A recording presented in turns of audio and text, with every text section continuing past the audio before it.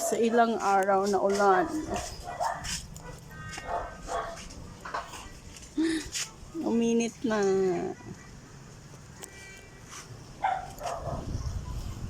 Maganda na yung panahon.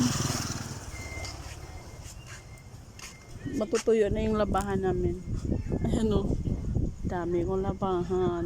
Hindi ko pa nalabahan yung iba. Kasi umulan. Ngayon mainit na siya. Ayan na, mainit na siya.